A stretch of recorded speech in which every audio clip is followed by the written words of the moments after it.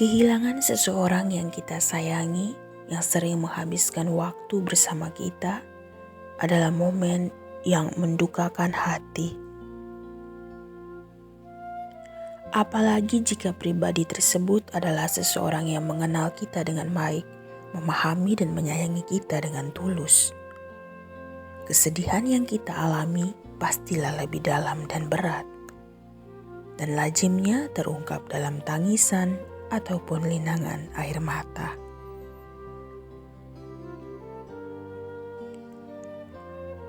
Kesedihan itu dialami oleh Maria Magdalena.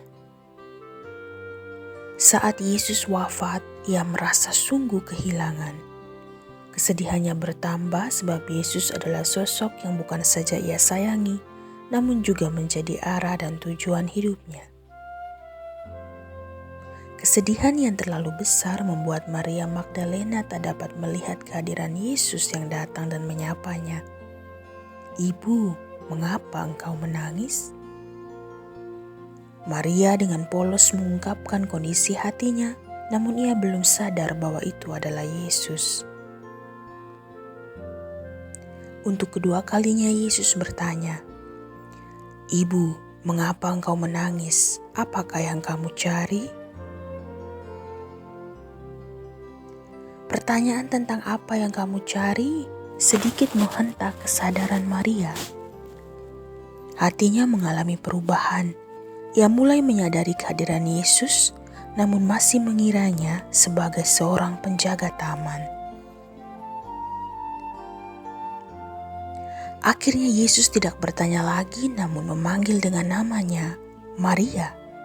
Ketika Yesus menyebut namanya, ketika Yesus menyapanya, tersentaklah hati Maria. Demikian ia mengenali Yesus dan memahami bahwa jasad Yesus tidak dicuri melainkan bangkit.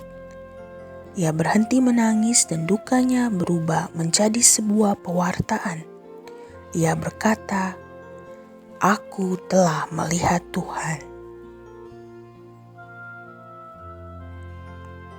Proses melihat Tuhan yang dialami Magdalena adalah realitas manusiawi yang juga kita alami. Saat kita merasa sedih, saat kita mengalami kehilangan, dan terlalu larut dalam momen itu kita tak dapat melihat kehadiran Tuhan.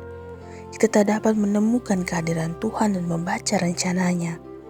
Bahkan saat ia menyapa kita seperti Yesus menyapa Magdalena, kita malah mengira itu sapaan insani belaka. Namun Tuhan tidak kehabisan cara, juga tidak kehabisan setia. Ia berhenti memakai cara menuntun kita dengan pertanyaan. Lalu ia langsung memanggil kita dengan nama kita, melalui orang di sekitar, melalui peristiwa tertentu, ataupun melalui pengalaman batin kita. Kisah Maria Magdalena yang hari ini kita peringati pestanya adalah kisah kesetiaan Allah kepada manusia dan kesetiaan manusia kepada Allah. Magdalena berusaha untuk menemukan kembali Tuhan yang disayanginya, dan Yesus sendiri berusaha untuk ditemukan oleh Magdalena. Ini menunjukkan relasi kasih antara Allah dan manusia yang begitu erat dan indah. Mari kita berdoa dengan perantaraan Santa Maria Magdalena, supaya kita pun memiliki kesetiaan kasih kepada Yesus, dan PK menyadari kesetiaan kasihnya juga kepada kita. Amin.